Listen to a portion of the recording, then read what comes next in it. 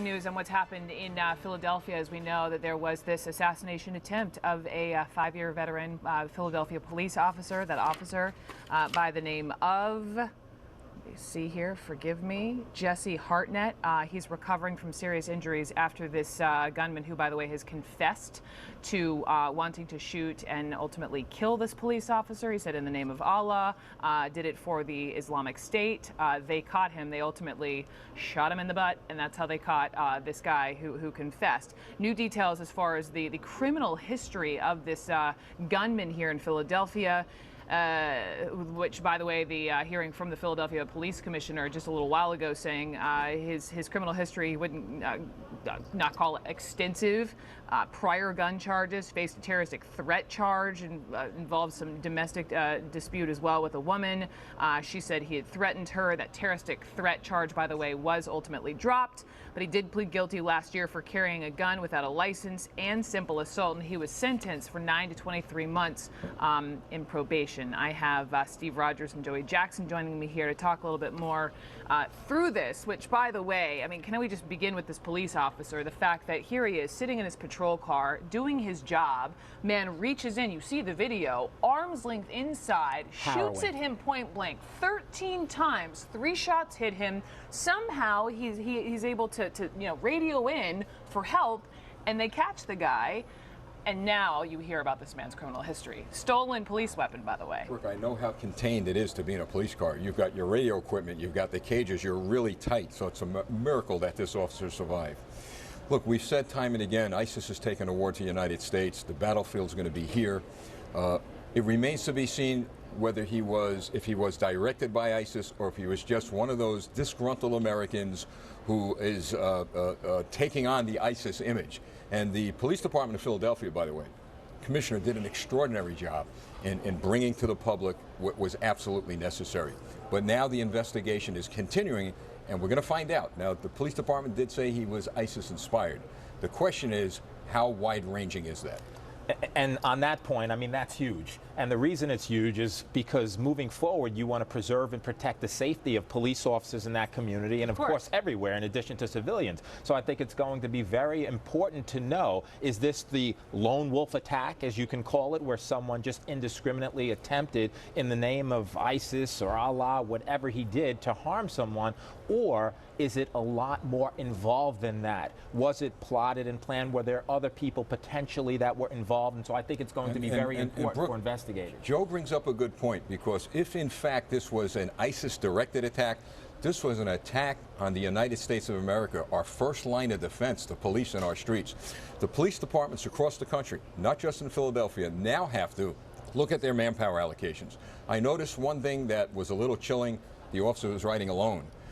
They're going to have to team up, put 2 officers in police cars. In New York City here, we've got 2 or 3 police officers walking the streets together. So this is going to cause police departments now to rethink how they're going to dispatch their patrols. Well, we know police departments have been mindful of this. I mean, we remember, what was it, last year, a year before, that hatchet attack on a police officer in New York City.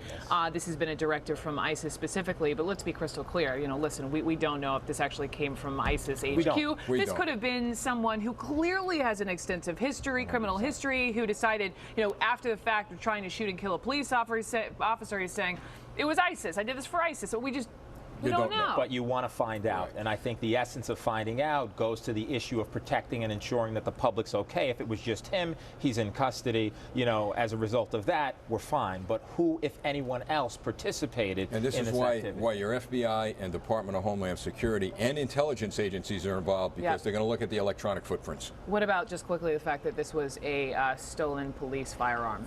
Yeah, well, these things happen. He could have stolen a firearm from anywhere. It's hard to track these weapons once they're stolen. They've got it now, it's off the streets, but the question is, how many more are out there, if any?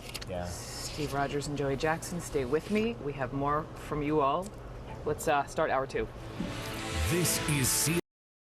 Michael Smerconish, who hosts Smerconish Saturday mornings on CNN, and who calls Philadelphia his home. That's a Philly grit story, right? A wounded cop shot at 13 times, hit 3, and gives chase. Unbelievable. Thank God he's alive. Hey, I just came up from Philadelphia, Yeah. and here's what's on people's minds at home. We consider ourselves to be a world-class city. We have Independence Hall and the Liberty Bell and the National Constitution Center. The Pope just visited. The Democrats are coming this summer, and we're now wondering, well, what form of terror has just hit the city of brotherly love? It's some form of terror. Was it directly connected to ISIS? Is this guy just off and committing these crimes in the name of ISIS? Frankly, does it even matter if it spurs copycats? But has terror finally reached our city limits? Apparently so. Apparently, also, as we're learning a little bit more of this guy's criminal history, the police chief calling his criminal history extensive. Steve, to you, prior gun charges, apparently faced some sort of terroristic threat charge, threatened a woman in domestic dispute. That was dropped. Pleaded guilty last year for carrying a gun without a license. Also pleaded guilty for simple assault. He was sentenced for a number of months. Just looking into his past and sort of trying to connect the dots here. Doesn't this speak to the issue of career criminals? They have to go behind bars and stay there forever. This is the nightmare of police officers. We arrest these people, we put them behind bars, Brooke, 6 months, 7 months, a year, maybe 2, and some of the worst criminals are released to go back out on the streets and to commit crimes. You're absolutely right, my friend. The battle is here. America has been attacked because a police officer, unfortunately, in your fine city, who is the first line of defense for the American people, is now a victim of terrorism. We don't know, and we don't want to lead people to believe that there is an exact terrorist connection, but it could be a lone wolf type homegrown terrorist act. And we got to worry about, as you said, copycats. Very, very worried about that.